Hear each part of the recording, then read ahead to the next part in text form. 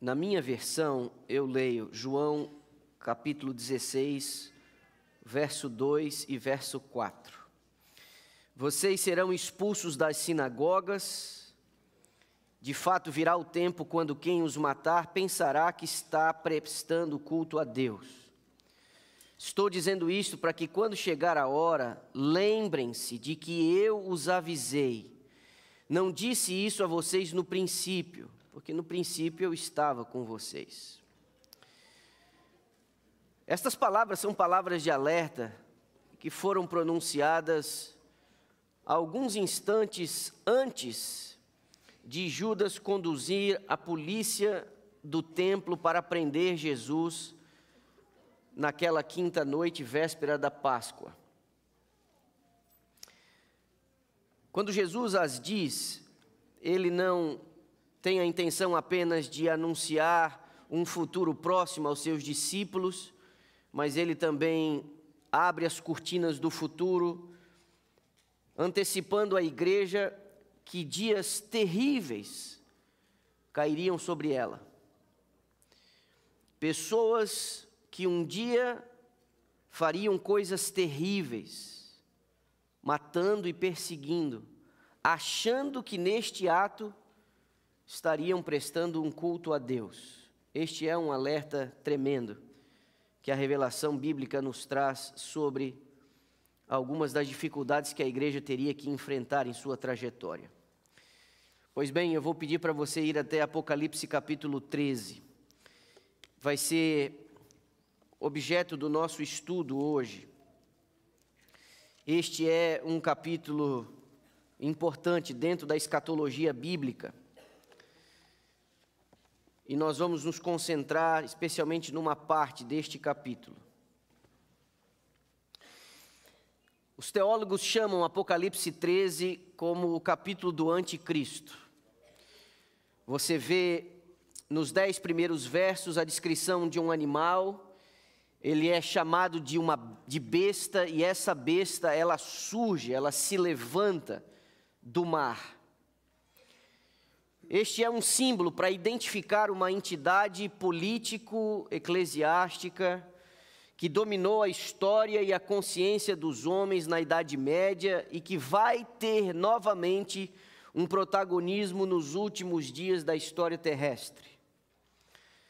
No segundo bloco, dos versos 11 a 18, que é onde nós vamos nos concentrar, você tem uma segunda besta, você tem um segundo animal. Só que esta, diferente da primeira, se levanta da terra. A primeira, como já mencionei, se levantou do mar. Então eu vou pedir para que você acompanhe a leitura deste segundo bloco comigo, versos 11 a 18 do capítulo 13 do livro do Apocalipse. Vi ainda outra besta emergir da terra. Tinha 2 chifres, parecendo cordeiro, mas falava como dragão. Ela exerce toda a autoridade da primeira besta na sua presença e faz com que a terra e os seus habitantes adorem a primeira besta, cuja ferida mortal havia sido curada. Também opera grandes sinais, verso 13, de maneira que até faz descer fogo do céu sobre a terra diante de todas as pessoas. Seduz, verso 14, aqueles que habitam sobre a terra por causa dos sinais que lhe foi permitido realizar diante da besta, dizendo aos que habitam sobre a terra que façam uma imagem à besta, aquela que foi ferida à espada e sobreviveu. Verso 15, e lhe foi concedido o poder para dar vida à imagem da besta, para que também a imagem da besta falasse e fizesse morrer todos os que não adorassem a imagem da besta. A todos, pequenos, grandes, ricos, pobres, livres, escravos, faz com que lhe seja dada certa marca na mão direita ou na testa, para que ninguém possa comprar ou vender, senão aquele que tem a marca, o nome ou o número do seu nome. Aqui está a sabedoria, verso 18, aquele que tem entendimento calcule o número da besta, pois é número de ser humano, esse número é 666. Quem impõe a marca da besta não é o animal que sobe do mar, mas é o animal que sobe da terra. A segunda besta, essa que lemos agora a sua descrição, em algum momento vai atender os interesses da primeira besta. A liberdade dos homens, na descrição que acabamos de ler, você percebeu, ela é restringida pela segunda besta que sobe da terra. E a gente não pode perder de vista que a imposição da marca, nesse contexto escatológico, é fruto dos esforços da segunda besta. Mas vamos tentar refrescar um pouquinho a nossa memória. Talvez para você, familiarizado um pouquinho com a Bíblia ou com a profecia bíblica, isso tudo já faça muito sentido. Você meio que já sabe quem é a primeira, quem é a segunda. Mas vamos aqui dar uma recapitulada nas características dessas duas forças, destas duas potências que são descritas aqui no capítulo 13 de Apocalipse. A primeira besta do primeiro bloco, a que surge no mar, ela vem num contexto onde há uma grande densidade demográfica, uma grande concentração populacional. Todas as vezes em que as águas são mencionadas nas Escrituras, isso tem que ver com povos e nações. É um símbolo de gente, essas águas que são mencionadas. E vários momentos essas águas são mencionadas e isso está diretamente associado. É o próprio Apocalipse e a Escritura que decodifica isso. Essas águas são muita gente. São expressões que a gente vai ver com uma certa frequência. A segunda coisa é que ainda essa primeira besta que ela surge do mar, a descrição que João faz dela é muito semelhante à visão que Daniel teve no capítulo 7 do seu livro. Ela tem profundas semelhanças com aquele animal, palavras de Daniel, terrível e espantoso, que é descrito no 7º capítulo do seu livro. E isso vai indicar uma continuidade de impérios que se sucedem. Você lembra em Daniel 7 que você tinha Babilônia, Medo-Pérsia, Grécia e você tinha Roma, em duas formas. Pois bem, essa descrição dessa besta que surge do mar e o animal terrível e espantoso em Daniel capítulo 7 estão em paralelo e eles correspondem ao mesmo poder que atentaria contra os santos do Altíssimo. Você percebe nessa besta que sobe do mar que ela vai receber a autoridade de alguém. Existe um agente por trás das bestas. Existe uma força por trás das bestas. E o capítulo 13 do livro do Apocalipse vai dizer que é o dragão quem vai dar autoridade a elas. Pois bem, também nos é dito, não só em Daniel capítulo 7, na expressão tempo, tempos e metade de um tempo, mas em Apocalipse 13, quando fala de 1260 dias ou 42 meses, que esta força, este poder perseguiria por 1260 dias proféticos. Isso corresponde a 1260 anos. E a gente entende que essa é uma descrição que se refere ao período de supremacia papal que vai do 6º até o 18º século, 538 a 1798. Essas são datas marcadas, especialmente a última, é quando as tropas de Napoleão Bonaparte entram em Roma e levam o cabeça da igreja preso, ele acaba morrendo no exílio, e ali você vê a perda de um poder temporal que havia sido exercido por 1260 anos. E você vê que há uma admiração global quando essa ferida mortal ela é curada e o mundo inteiro fica admirado após esta força. Sem dúvida nenhuma, essa primeira besta que surge do mar, nós conseguimos identificá-la como uma representação do poder papal, especialmente durante esses períodos de horror da Idade Média. Quando você vê a segunda besta surgindo na segunda metade, o segundo bloco de Apocalipse 13, você vê em contraposição à besta que surge do mar, no meio dos povos e das nações, você tem uma segunda força que está lá no meio da terra, num lugar despovoado. E essa é uma referência ao surgimento de uma força que vem num mundo novo, onde há pouca densidade demográfica e pouca concentração populacional. Você vê que esta segunda besta, ela tem dois chifres semelhantes, você deve ter reparado aí, que os chifres dessa segunda besta são semelhantes às de que diz? Ao de um cordeiro. Quando você vai no livro do Apocalipse, você vai perceber quase 30 referências ao cordeiro no livro do Apocalipse. E essas referências ao cordeiro no livro do Apocalipse são referências à pessoa de Jesus Cristo como Cordeiro de Deus que tira o pecado do mundo. Ou seja, esta força que surge no segundo bloco de Apocalipse 13, ela tem a aparência de Cristo. Ela surge como querendo parecer Cristo. E a gente não pode perder isso de vista. E são dois, porque são poderes, como os chifres representam poderes, são dois poderes que representam a força do braço civil e a força do braço religioso. Só que ainda que tenha uma aparência de cordeiro, esses dois chifres, a revelação bíblica, através de João, diz que ele fala como dragão. Vai agir com prepotência, com autoritarismo. A aparência é cristã, mas a arrogância é como a força de um dragão.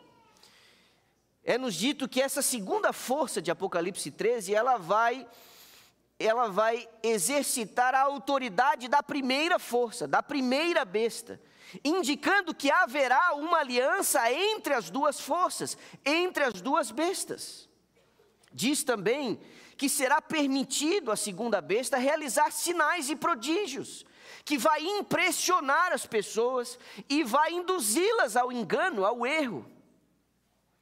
Também é outra característica que essa imposição de adoração, e aqui a gente precisa entender, que essa imposição é de caráter civil, mas a ordem ela vem num envelope religioso, porque a imposição se dá para adorar a imagem da primeira besta, ou seja, há aqui uma forte conexão entre igreja e Estado, um usando a força do outro.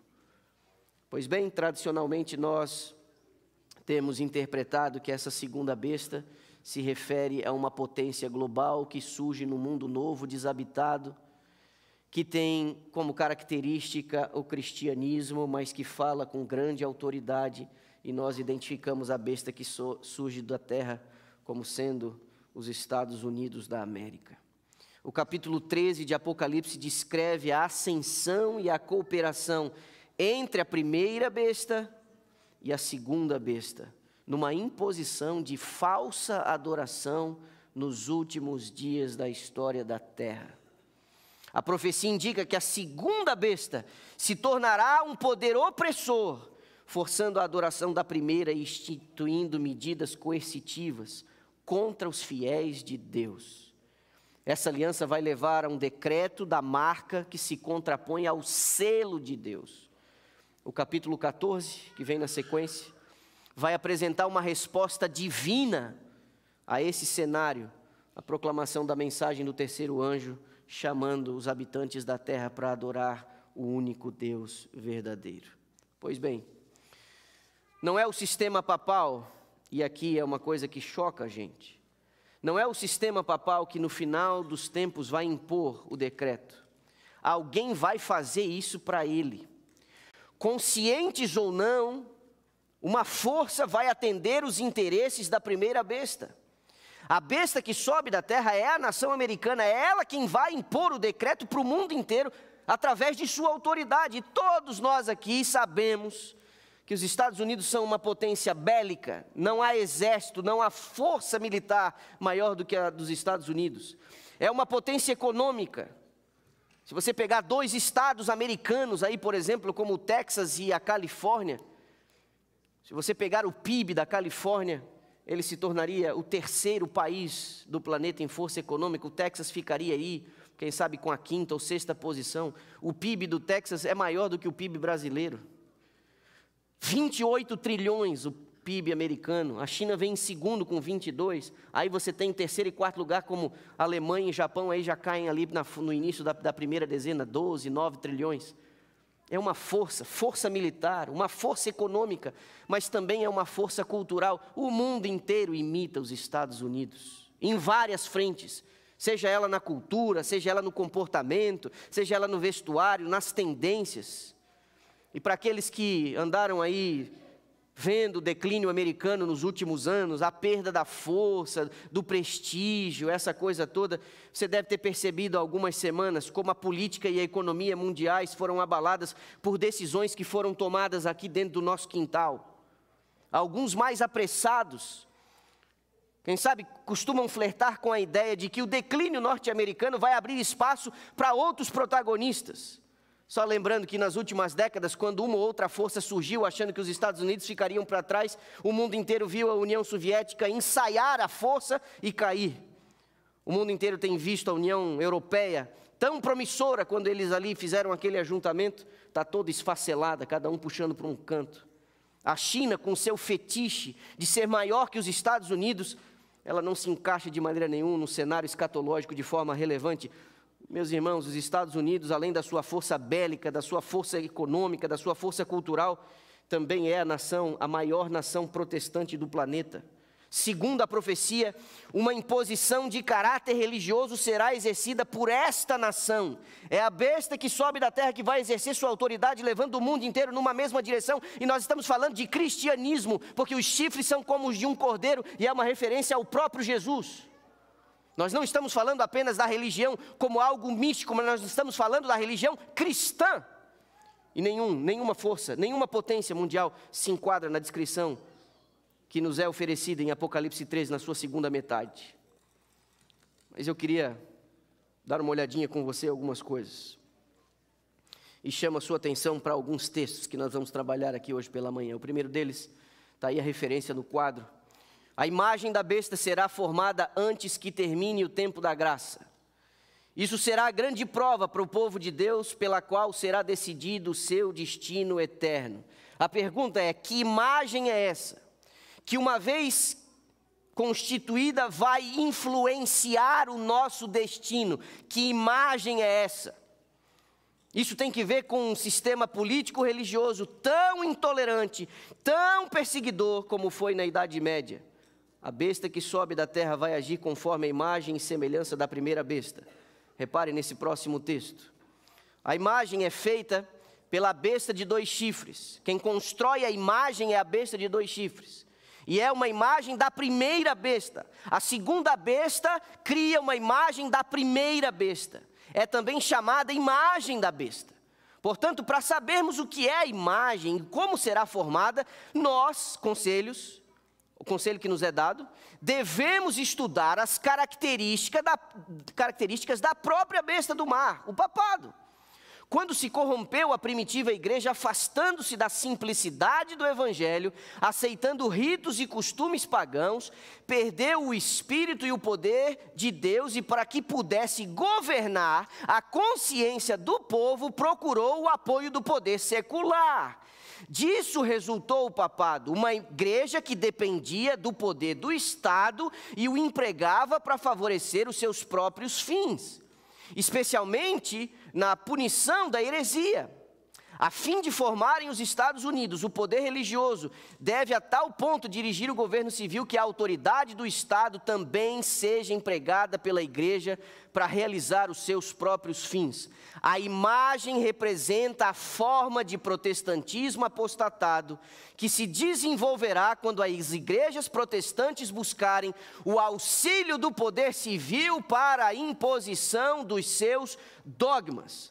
Para a gente entender a imagem da besta, é preciso compreender a própria besta. E quais são as características da primeira besta, como é que ela exerce o seu poder e como é que ela se estabelece como um poder opressor. Resumindo, primeiro, há uma união entre igreja e Estado.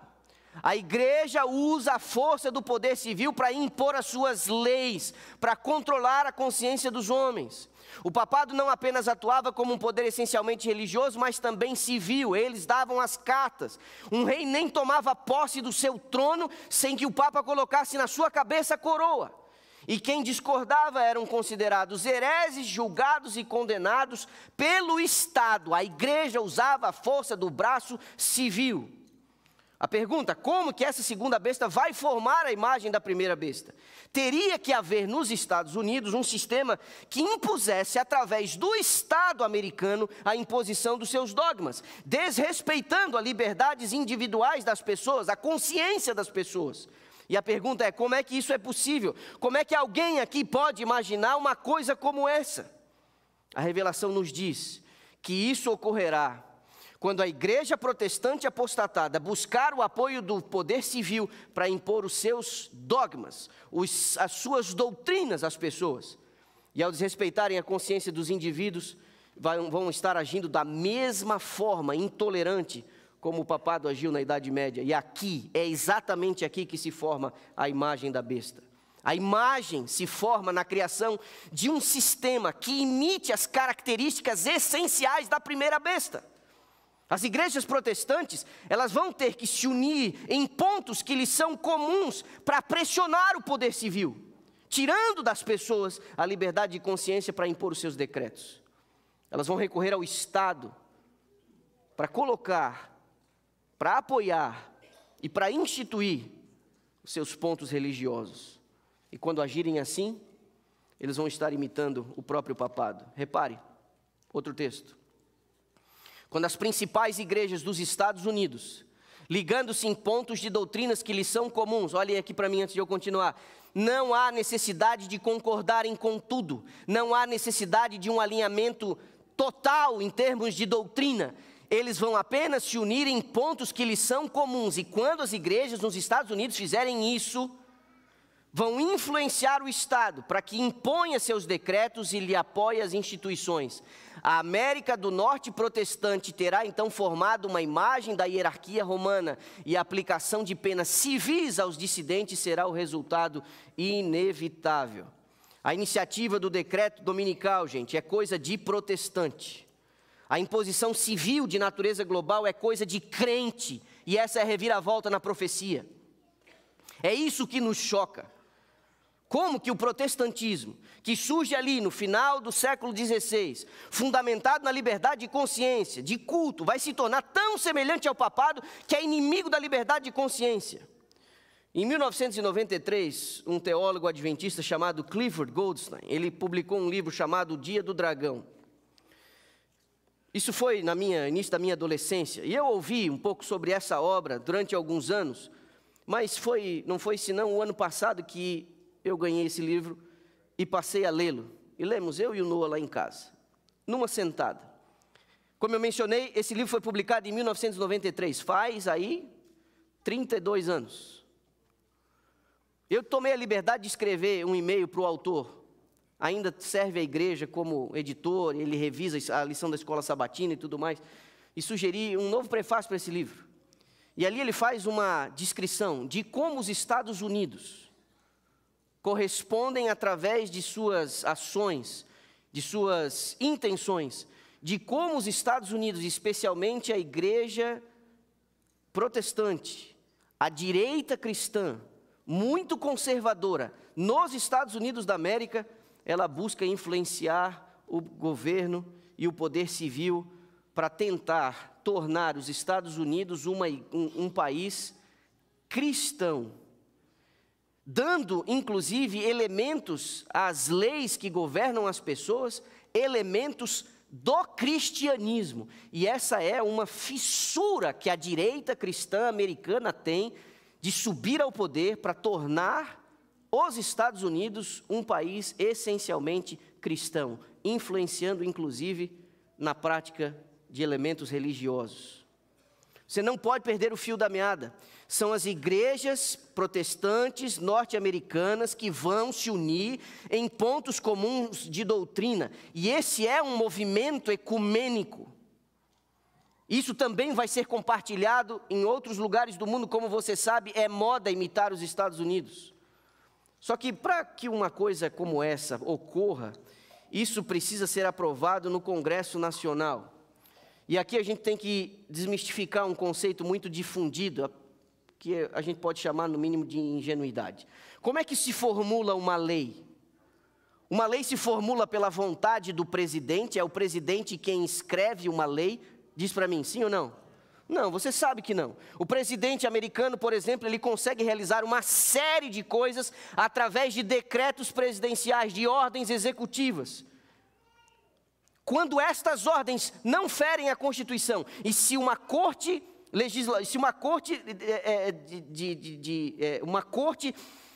judicial enxergar numa ordem executiva presidencial algo que fira a Constituição americana, essa ordem executiva ela pode ser revogada, ela pode ser cancelada. Mas algo dessa natureza, que vai impedir a liberdade de consciência das pessoas e afetar diretamente as escolhas das pessoas e suas liberdades individuais, isso não vem por ordem executiva. Então não é o presidente. Isso tem que ver com a Casa Legislativa. E para uma lei passar, semelhantes às que nós temos aqui, de uma democracia muito mais sólida, com poucas emendas constitucionais, com um resumo muito bem amarrado e muito bem construído pelos pais fundadores, para uma coisa como essa acontecer, precisa haver um movimento dentro da Casa Legislativa, aprovado por 2/3 de maioria.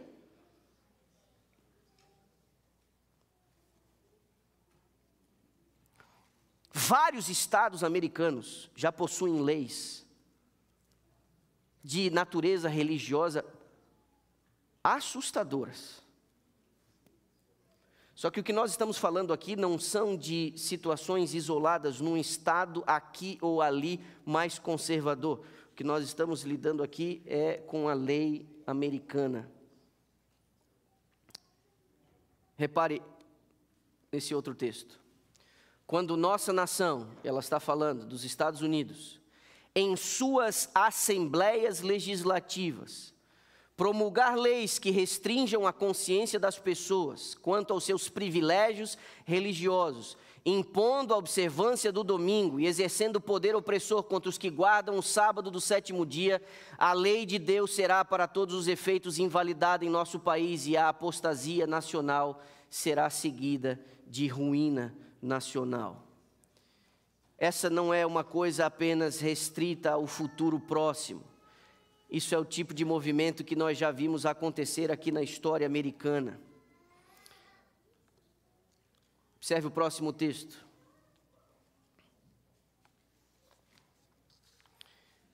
O movimento dominical está agora abrindo caminho nas trevas. Deixa eu dizer para você, isso foi escrito no final do século XIX, na década de 80, 1880 e alguma coisa, ok? Estamos falando aí de 140 anos atrás. O movimento dominical está agora abrindo caminho nas trevas.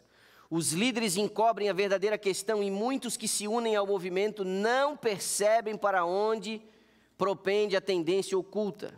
Eles estão agindo como cegos. Não veem que se um governo protestante abandona os princípios que deles fizeram uma nação livre e independente, e pela legislação introduz na Constituição princípios que propaguem a falsidade e ilusão papal, eles estão se lançando nos horrores romanos da Idade Média. Próximo. Muitos há mesmo que entre os que se empenham neste movimento em favor da imposição do domingo, que se acham cegos, de novo ela usa essa expressão, aos resultados que seguirão a essa ação. Não veem que golpeiam diretamente a liberdade religiosa. Muitos existem que jamais compreenderam as reivindicações do sábado bíblico e o falso fundamento sobre o qual repousa a instituição no domingo. E último, os que se empenham em conseguir uma emenda à Constituição para obter uma lei que impõe a observância do domingo, mal compreendem que vai dar ou que vai ser o resultado. Uma crise está iminente. Olhe para mim. Esse último movimento das bestas de Apocalipse 13, o primeiro passo, não é uma coisa vinda de Roma, mas sim do Congresso americano. Sabe que, quando ela escreveu isso daí, havia vários movimentos em vários estados americanos que visavam promulgar leis que restringiam a liberdade das pessoas, impondo a observância do domingo. Meus irmãos, sem muito sensacionalismo, sem muita teoria de conspiração, você encontra nas últimas semanas, inúmeras entrevistas e declarações de pessoas, diversos níveis, do alto e do baixo escalão do governo atual, líderes em seus estados, procuradores gerais, governadores de estados americanos, falando de leis que dão direito às pessoas, primeiro o direito de descansar no domingo, e de outra forma também, tirando das pessoas a oportunidade de trabalhar no primeiro dia da semana. Nós estamos falando das últimas semanas. E aqui eu preciso falar com a minha igreja. Vocês sabem, já estou aqui já há algum tempo, e vocês sabem que eu me afasto de questões políticas, partidárias. Estejam elas ligadas ao meu país de origem ou no meu país atual de residência. E eu queria falar um pouquinho, quem sabe para alguns que nutrem paixões políticas. Paixões políticas emburrecem as pessoas. Um adventista do sétimo dia que se preze, que conhece um pouquinho da escatologia bíblica, que conhece um pouquinho, que leu um pouquinho sobre o desfecho de todas as coisas, a mim me causa profunda decepção que alguns de nós venhamos a nutrir alguma esperança em qualquer lado ou espectro político atual. Não há para nós opção ideal, não existe.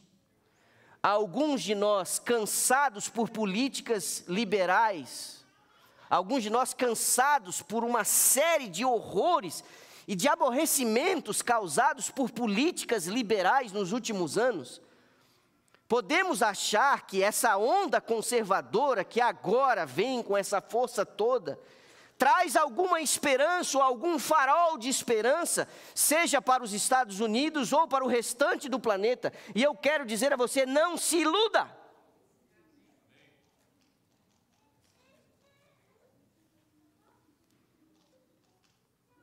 Nós vamos enfrentar a maior crise já vista na humanidade a partir de uma onda conservadora. E você não pode perder de vista a perspectiva bíblica.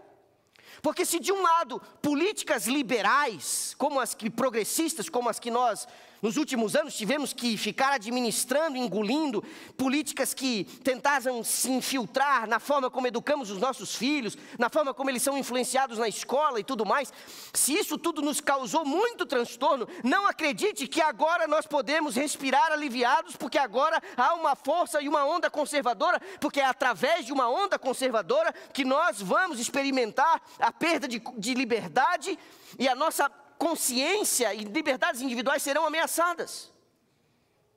Então você me diz, então pastor, para que lado que nós vamos? Nós não temos lado para ir.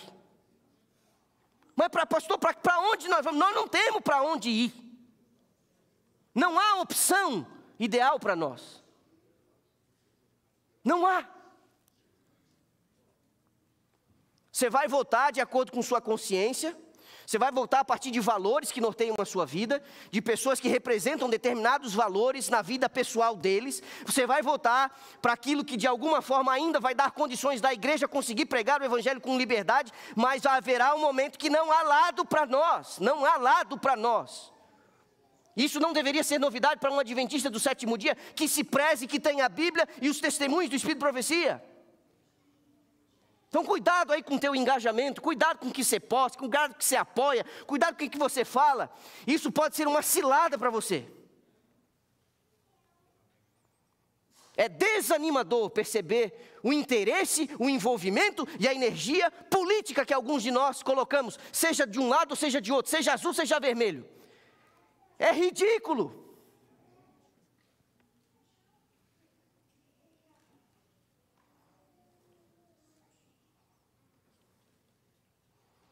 Se tivéssemos uma pequenina parcela de engajamento na pregação do evangelho, como alguns de nós manifestamos nos últimos anos nas tensões políticas, a igreja teria avançado muito mais aqui, muito mais.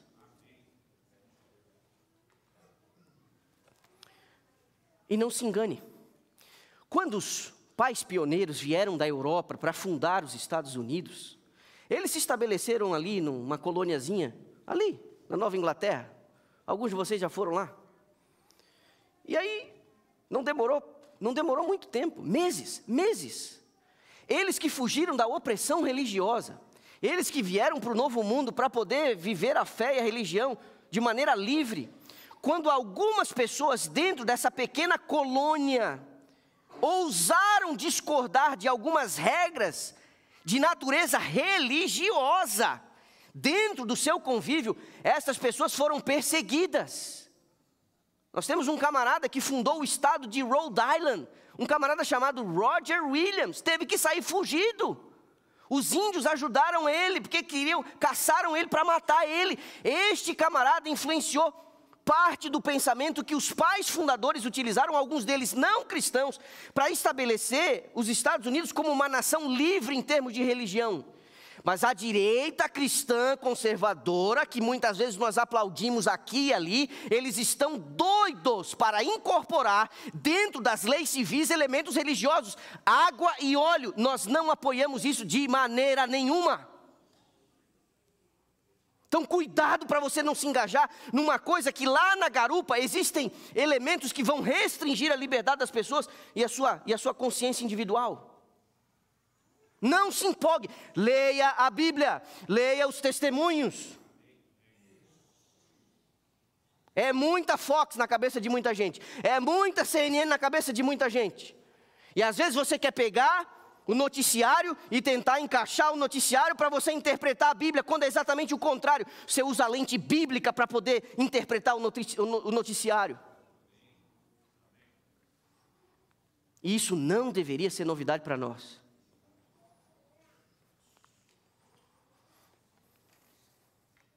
Thomas Jefferson e James Madison, homens que estavam completamente fora da tradição evangélica, eles foram usados por Deus para encontrar na Bíblia os princípios de liberdade religiosa, muitas vezes ignorados por outros.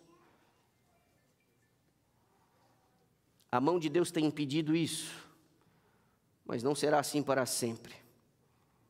Agora, o que será que motivaria a igreja protestante nos Estados Unidos, uma direita cristã conservadora? O que será que motivaria uma pressão popular para a promulgação de leis dessa natureza? Observe esse texto aqui.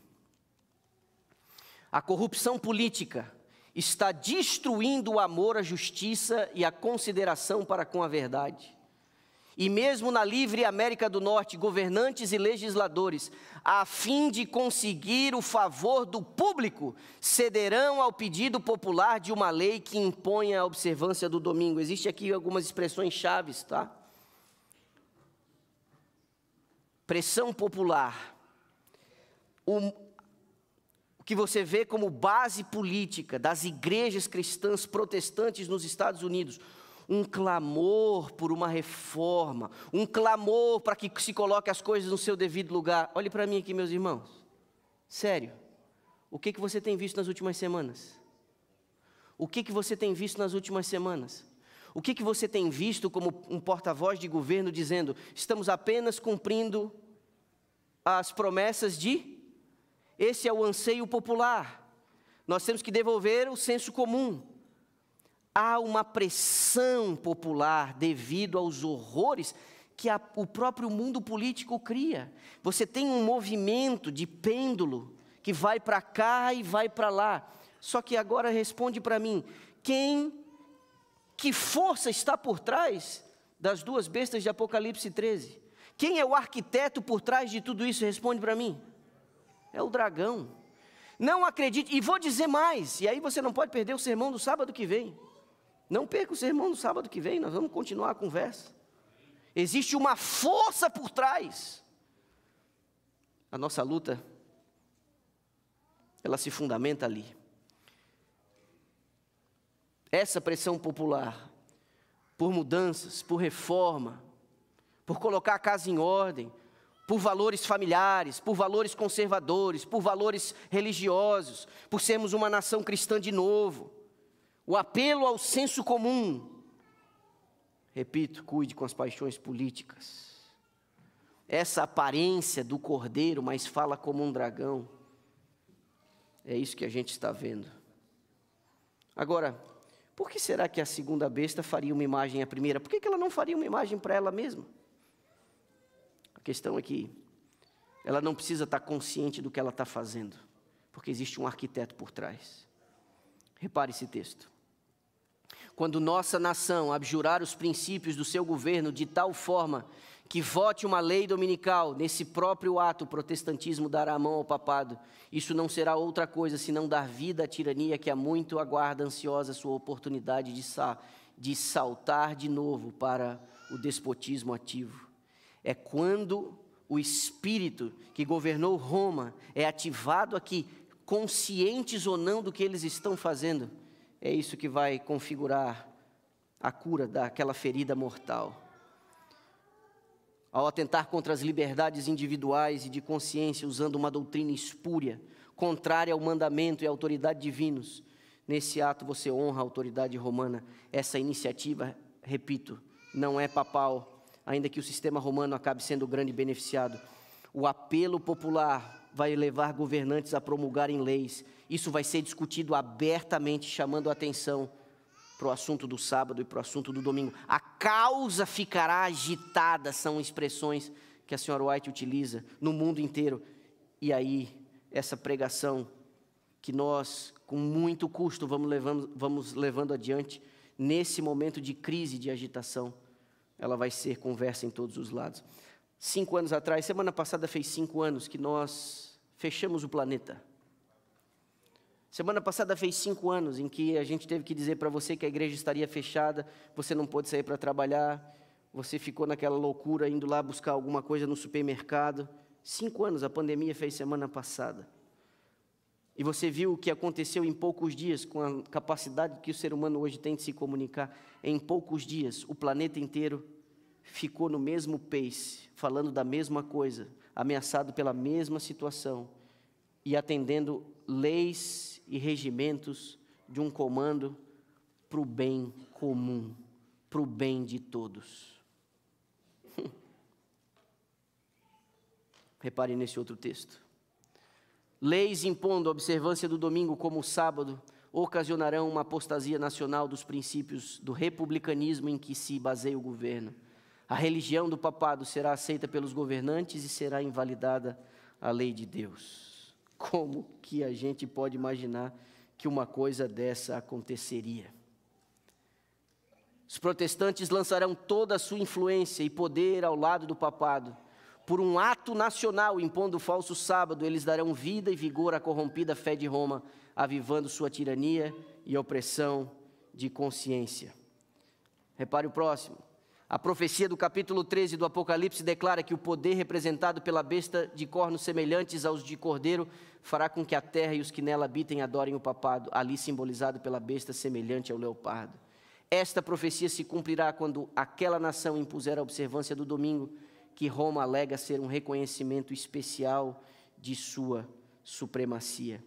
A ênfase que os adventistas dão no sábado bíblico, na escatologia, vai se dar exatamente porque esse vai ser o ponto de discussão, esse vai ser o ponto de litígio, quando a liberdade dos seres humanos estiver ameaçada. Mas isso, meus irmãos, ainda não aconteceu. Tem muita gente sincera que ainda precisa ser avisada. Olha esse texto, que coisa incrível. Ninguém recebeu até agora o sinal da besta. Ainda não chegou o tempo de prova. Há cristãos verdadeiros em todas as igrejas, inclusive na comunidade católico-romana. Ninguém é condenado sem que haja recebido iluminação, nem se compenetrado na obrigatoriedade do 4º mandamento. Mas quando for expedido o decreto que impõe o sábado espúrio e o alto clamor do 3º anjo advertir os homens contra a adoração da besta e de sua imagem, será traçada com clareza a linha divisória entre o falso e o verdadeiro. Então os que ainda persistirem na transgressão, estes receberão o sinal da besta. Agora, a gente não pode esquecer que Deus não julga apenas indivíduos, Deus julga sistemas, governos e nações. Olhe para mim, e com isso a gente vai se encaminhando para o final. Você deve lembrar que houve um momento em que o anjo visitou a grande cidade da Babilônia. Eles estavam ali compenetrados numa festa, eles estavam ali bebendo e comendo e se regozijando no seu poder, na sua glória, como se nada fosse acontecer. Só que existe uma mão que dirige o curso da história, e esta mão que dirige o curso da história, ela não conhece absolutamente nenhum tipo de tardança ou adiantamento. As coisas, para Deus, elas acontecem no exato momento em que elas devem acontecer. E uma mão foi vista escrevendo na parede dos palácios da Babilônia, Mene, Mene, Tekel e Parsim. Você deve lembrar disso, está em Daniel capítulo 5. Um profeta foi chamado e ele interpretou a escrita: pesado foste na balança e achado em falta. Olhe para mim. Vários de vocês migraram para os Estados Unidos porque essa é uma terra muito abençoada. Vocês vieram para cá buscando qualidade de vida, segurança. Alguns de vocês vieram em busca do sonho, do tal sonho americano. E nós temos visto e presenciado como Deus tem abençoado a vida de vocês. Vários de vocês fugiram de um contexto bastante complicado e se arriscaram, foram extremamente corajosos e vieram para cá. Vocês se estabeleceram aqui, encontraram caminhos, acharam alternativas, deram oportunidade para os seus filhos. E você tem visto que Deus tem abençoado o fruto do seu trabalho, porque esse é um lugar muito abençoado. Mas este país, que teve como base do seu governo leis que garantem a liberdade de consciência, a livre expressão da fé, de culto, de discurso, este país vai responder, quem sabe, a uma grande onda de progressismo, de liberalismo, qualquer coisa do tipo. Vai responder com uma reforma conservadora. Eu não sei se é essa de agora, mas vai ser um movimento meio assim. Uma resposta a um anseio popular para colocar as coisas no seu devido lugar. Eu não sei se é essa onda. Eu só não quero que você se iluda com esse tipo de onda, seja essa ou seja uma outra que vai vir aí na frente. Porque se você apoiar as suas esperanças em qualquer instituição humana, em qualquer figura política, você estará apoiando as suas esperanças em algo muito frágil e você vai ficar pelo caminho. Isso é garantido. Se você não desenvolver uma fé como a de Jesus, apoiado em sua palavra e nas suas promessas, você vai ficar pelo caminho, isso é certo. Pois bem, você veio para este lugar abençoado. Só que este lugar abençoado vai trair os princípios que fizeram dele um lugar de refúgio à igreja. Este país vai trair os princípios fundamentais da liberdade humana. E deixa eu dizer um negócio, se tem uma coisa que Deus não pode tolerar, é a restrição das liberdades individuais, porque essa é uma restrição que Deus colocou a si mesmo. Deus não força ninguém a fazer absolutamente nada. Quando este país, apoiado em princípios cristãos, como o que é representado nos chifres de aparência de cordeiro, mas falando como dragão, impor sobre as pessoas elementos religiosos, restringindo as liberdades individuais, uma mão escreverá nos livros do céu a respeito desta nação: vocês estão em apostasia nacional, e Deus removerá a bênção que foi colocada sobre esta nação.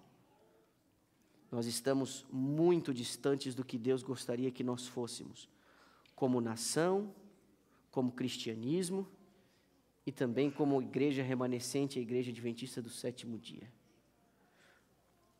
Mas a mão de Deus vai pesar sobre este país quando eles violarem uma lei fundamental da existência humana, a liberdade individual. E essa apostasia nacional vai ser seguida de uma ruína nacional. Essa é a promessa e essa é a profecia. Último texto. O povo dos Estados Unidos tem sido um povo favorecido, mas quando eles restringirem a liberdade religiosa, renunciarem ao protestantismo e apoiarem o papado, a medida de sua culpa estará cheia e nos livros do céu será escrito apostasia nacional. Qual é a agenda por trás desse movimento? Que tipo de alinhamento há nessas forças envolvidas? Isso é uma coisa que a gente vai ver só na semana que vem. Na noite mais escura da humanidade, nós vamos encontrar respostas para entender qual é o verdadeiro arquiteto por trás disso tudo. Não apoie as suas esperanças e nem tampouco a sua fé em absolutamente nada a não ser em Jesus Cristo. Volte-se para as Escrituras, leia sua Bíblia, volte-se para os testemunhos, seja instruído diretamente por Deus. Só assim você vai conseguir fazer frente a esse tipo de tendência que às vezes parece favorável a nós e aos valores que nós defendemos, mas por trás deles nós temos uma grande cilada. Feche seus olhos, por favor. Pai amado, nós te louvamos, porque o Senhor não nos deixa às escuras em relação ao que está diante de nós. O Senhor deu luz e revelação especial àqueles que, com interesse, se voltam às Escrituras para receber do Senhor as instruções tão necessárias para fazerem a sua caminhada e a sua trajetória cristã. Alguns de nós nos empolgamos com o que não devemos. Alguns de nós nos incomodamos com tendências. E quando uma ou outra coisa acontece que está alinhado àquilo que a gente acredita, às vezes a gente se engaja. Mas, por favor, Pai, abra os nossos olhos para a gente poder entender exatamente o tempo que nós estamos vivendo e no que nós precisamos nos envolver. Esse aqui é um rebanho que o Senhor confiou aos meus cuidados, e é meu papel alertá-los, é meu papel orientá-los, é meu papel instruí-los. Mas eu não tenho acesso ao coração deles, e nem tampouco às suas intenções, e nem tampouco às suas motivações. Isso é um território do Espírito Santo. E é esse Espírito que nesse momento eu peço e invoco, que possa influenciar os nossos pensamentos, que possa influenciar a nossa rotina, que possa nos dar luz para a gente poder interpretar o que está acontecendo à nossa volta. E acima de tudo, que o Senhor coloque dentro de nós o desejo e a vontade de nos engajarmos com o Teu reino, com a Tua vontade e com a Tua pátria, aquela que o Senhor destinou a todo aquele que crê e que será salvo em nome de Jesus Cristo. Nos dá a Tua paz, nos despeça, por favor, na companhia dos Teus anjos. Nós oramos agradecidos em nome de Jesus, o nosso Senhor. Amém.